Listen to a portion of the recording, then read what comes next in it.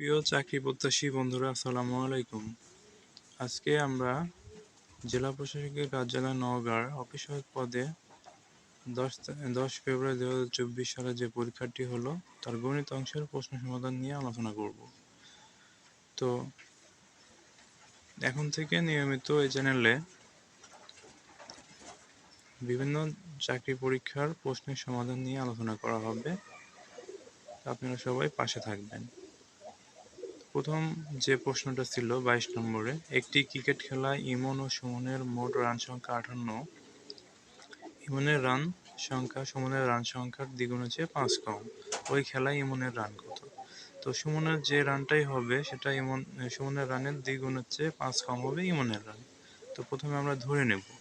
তো সমাধানে আমরা দেখি, ধরি সুমনের রান সংখ্যা এক্স, যেহেতু বলেছে ইমনের রান হবে সুমনের রানের দ্বিগুণ অপেক্ষায় 5 কম, তাই আমরা 2x থেকে 5 মাইনাস করে দিছি।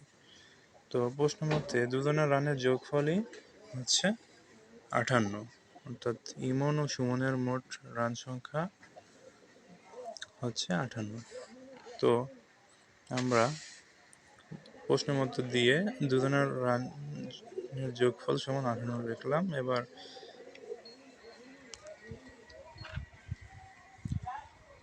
তো 3x, এখানে x আর 2x এর যোগফল হচ্ছে 3x মাইনাস 5 সমান 58। তো মাইনাস 5 অবশ্যই গেল, 5 হলো। তো 3 এই পাশে গুণ ছিল, পাশে গিয়ে ভাগ হয়েছে, কাটাকাটি করে 21 বের হলো। তো x হচ্ছে 21, x সমান 21।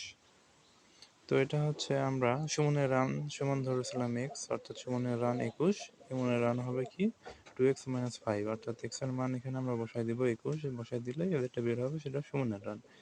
তো 37 বের হচ্ছে, এটাই হচ্ছে ইমনের রান। তো প্রথম অঙ্কের সমাধান হলো। তো এরপরে যে অঙ্কটা ছিল সেটা হচ্ছে পানি ভর্তি একটি বালতির ওজন 15 কেজি।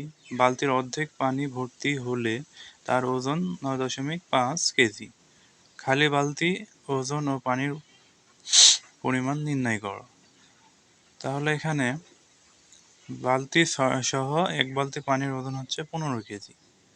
তো বালতির অর্ধেক পানি ভর্তি হলে তার ওজন হবে 9.5 কেজি। তো এই অঙ্কটা আমরা কিভাবে করব, চলো দেখে আসি। ধরি বালতির ওজন 9 কেজি, পানির ওজন, যেহেতু বালতি এবং পানির মিলেই ছিল 15 কেজি, তাই এখানে আমরা কি করব, বালতির ওজনটা বিয়োগ করে দেব প্রশ্নের মতে। তো বালতি এবং পানি, যেহেতু বলেছে অর্ধেক পানি, তাই আমরা এখানে পানিরটাকে 2 দিয়ে ভাগ করে অর্ধেক করে নিয়েছি। আর বালতি এবং অর্ধেক পানির ওজন হচ্ছে 9.5। তো এখানে আমরা কি করলাম, এখানে লসাগু করছি 2 দিয়ে, এখানে লসাগু করলে 2x হয়, প্লাস 2 ভাগ 1 হয়, 1 দিয়ে এটাকে গুণ করলে এটাই হয় এটা।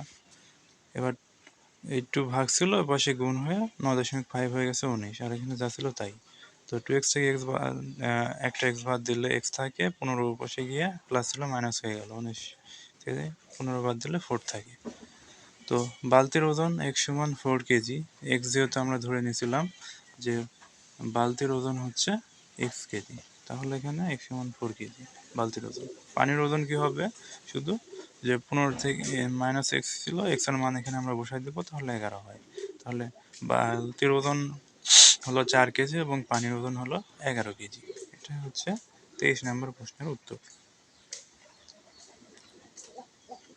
তো এরপরে যে প্রশ্নটা ছিল সেটা হচ্ছে 1 থেকে 20 পর্যন্ত মৌলিক সংখ্যাগুলোর যোগফল কত? তো আমরা মৌলিক সংখ্যা বের করার নিয়ম সবাই জানি, বা টেকনিকেও অনেকে মনে রাখে, যে 44, 22, 32, 23, 21। এই টেকনিকেও আমরা মনে রাখতে পারি যে 1 থেকে 10 পর্যন্ত 4টা, 1 থেকে 20 পর্যন্ত 8টা। তো এখানে আমাদের মৌলিক সংখ্যা বের হবে 8টা। তো আমরা 1 থেকে 20 পর্যন্ত মৌলিক সংখ্যার যোগফল এখানে করছি। তো প্রথমে 1 থেকে 10 পর্যন্ত থাকে হলো এই 4টা, প্রথম 4টা, 10 থেকে 20 পর্যন্ত পরের 4টা, তো 8টাই এখানে আছে। তো সবগুলো যোগ করে আমাদের যোগফল হয় 77। এটাই হবে অ্যান্সার। এটা খুবই ইজি ছিল। তো এরপরের প্রশ্নে আমরা যাচ্ছি। এবার আমরা 25 নম্বর অঙ্কটা দেখব। এটাই শেষ অঙ্ক। একজন ডিম বিক্রেতা প্রতি ডজন ডিম 101 টাকা দরে 5 ডজন এবং 90 টাকা দরে 6 ডজন ডিম কিনে কত টাকা বিক্রয় করলে তার প্রতি ডজনে 3 টাকা লাভ হবে। তো এখানে প্রতি মানে 1 ডজনের দাম হচ্ছে 101 টাকা। সে 101 টাকা দরে কিনছে 5 ডজন এবং 90 টাকা দরে 6 ডজন কিনছে। তো এটার সমাধান আমরা দেখে নিই। তো 101 টাকা দরে 5 ডজন ডিমের দাম হবে 505 টাকা এবং 90 টাকা দরে 6 ডজন ডিমের দাম হবে 90 গুণন 6 অর্থাৎ 540 টাকা।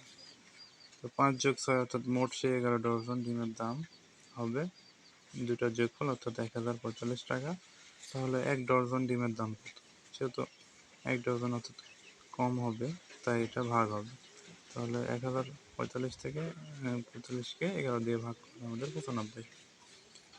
তো এটা তার হচ্ছে ক্রয় মূল্য। এবার তাকে 3 টাকা লাভ করতে হলে তাকে অবশ্যই 95-এর বেশি টাকায় বেচতে হবে। তাই সে প্রতি ডজন 3 টাকা করে লাভ করতে হলে বিক্রয় মূল্য হতে হবে 98 টাকা। তো এটাই ছিল জেলা প্রশাসকের কার্যালয় নওগাঁ সর্বশেষ অঙ্ক।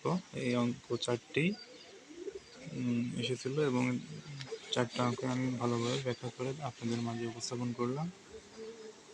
তো এখন থেকে নিয়মিত এই চ্যানেলে জব রিলেটেড বিভিন্ন এক্সামের কোশ্চেন ব্যাখ্যা সহ আলোচনা করা হবে। আপনারা সবাই পাশে থাকবেন। আর মনে রাখবেন সবসময়